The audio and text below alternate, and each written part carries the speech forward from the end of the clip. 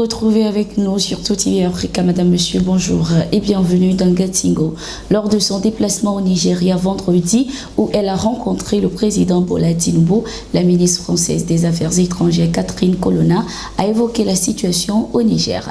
La diplomate continue par soutenir les actions de la CEDEAO qui jusqu'ici se montre officiellement favorable à une intervention militaire au Niger. Elle a certainement été déçue par la position du président nigérien. Bola Tinubu a finalement étalé clairement ses intentions. Tout comme certains chefs d'État de la sous-région, il s'oppose catégoriquement à une intervention militaire au Niger. Tinubu dit avoir entendu la voix des peuples qui s'opposent à une telle mesure. Le leadership consiste à répondre aux besoins du peuple, à ses cris et à ses frustrations. Nous reconnaissons les souhaits de notre peuple. Il ne veut pas la guerre, mais cela ne signifie pas que nous ne pouvons pas prendre des mesures audacieuses et décisives, a déclaré le dirigeant nigérien qui est également le président en exercice de la communauté économique des États de l'Afrique de l'Ouest, CEDEAO. Tinubu va plus loin et explique pourquoi le Nigeria n'a aucun intérêt à affronter militairement le Niger. Une telle opération aura de graves répercussions sur son propre pays. Au moins 7 États nigériens partagent leurs frontières avec le Niger. Ce sont les mêmes peuples qui vivent de part et d'autre. Tinubu craint une déstabilisation de son pays. Le Nigeria partage avec le Niger une frontière qui s'étend sur 7 États nigériens dont la plupart sont très peuplés. C'est pourquoi je dois guider la CEDEAO avec prudence et constance afin que nous gérions notre colère avec soin, explique-t-il. Il évoque également la situation sécuritaire du président déchu du Niger, Mohamed Bazoum, en résidence surveillée. Il pourrait perdre la vie durant une opération militaire des forces de la CEDEAO. Nous avons un collègue, un dirigeant démocratiquement élu, le président Bazoum, qui est utilisé comme bouclier humain. Si nous ne faisons pas attention, lui et sa famille peuvent être mis en danger, poursuit-il. La position de Tinubu ne surprend point. Il y a quelques semaines, il s'était déjà montré favorable à une transition de 9 mois afin de rétablir l'ordre constitutionnel au Niger. Si Bola Tinubu n'est pas favorable à une intervention militaire, il n'abandonne pas cependant les actions hostiles à l'endroit du Niger. Les sanctions illégales et inhumaines de la CEDEAO contre le Niger sont maintenues et le président évoque désormais des actions détournées pour régler la situation du Niger. Je déploie toutes les stratégies détournées appropriées pour éviter une effusion de sang en République du Niger, a déclaré le président nigérien. Il y a quelques jours, les nouvelles autorités du Niger ont dénoncé une tentative d'évasion du président déchu Mohamed Bazoum et sa famille.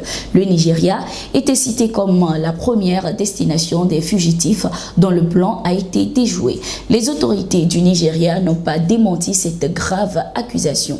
Une autre puissance étrangère serait également impliquée dans le plan d'évasion de Bazoum. Au Burkina Faso, le ministre de la Défense Kassoum Coulibaly a porté plainte pour diffamation ce 2 novembre 2023. En effet, dans des publications sur leurs différents réseaux sociaux, certains activistes dont Henri Sebgo et Banwour Franck ont accusé le ministre d'avoir frauduleusement passé un marché de plus d'1 milliard de francs CFA pour l'achat de 30 pick-up destinés aux forces armées nationales. Dans sa plainte, le ministre Kassoum Coulibaly a précisé que ces activistes ont affirmé qu'il avait pour l'achat des pick-up directement traités avec un certain Ibrahim Maïga à travers une société nommée Burkina Mines Équipements et Services.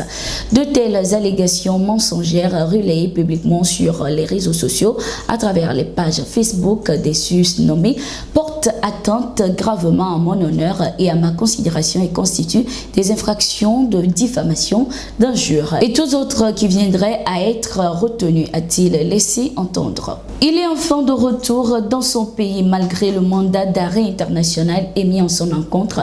L'opposant tchadien Succès Masra a foulé le sol de N'Djamena ce 3 novembre 2023 sans inquiétude. Ce retour calme et sans contrainte de l'opposant a été fait après la signature ce 31 octobre 2023 d'un accord avec le gouvernement de son pays grâce à une médiation à Kinshasa sous la houlette du président Félix Tshisekedi. Au terme de cet accord, l'opposant doit dorénavant s'engager à accompagner la transition plus que pour s'y opposer en prenant en compte la charte révisée et les efforts du gouvernement, notamment le calendrier de retour à l'ordre constitutionnel qui prévoit un référendum le 17 7 décembre et des élections en 2024, la transition devant prendre fin au plus tard le 10 octobre 2024.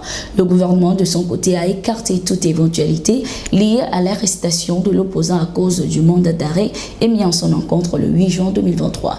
Les autorités tchadiennes se sont engagées également à faciliter son retour et le libre exercice de ses activités politiques. Le gouvernement veut également au cours du mois initier une loi d'amnistie générale pour tous les acteurs civils et militaires impliqués dans les événements du 20 octobre 2022. Au Burkina Faso, la population a de nouveau réaffirmé son soutien aux nouvelles autorités du pays ce 5 novembre 2023. Ceci lors d'une manifestation de 2 jours organisée par la coordination des organisations de la société civile du Burkina Faso.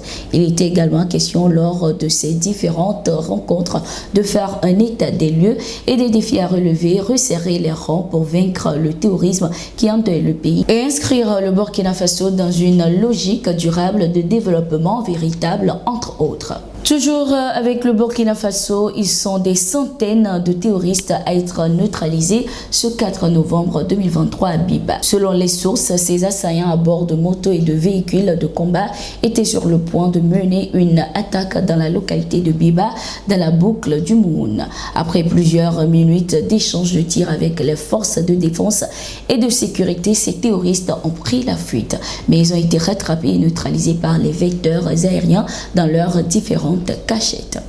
C'était tout pour l'édition de ce jour. Merci d'être resté avec nous. Nous sommes en continu sur nos différentes plateformes et sur notre site d'information, le www.toafrica.com.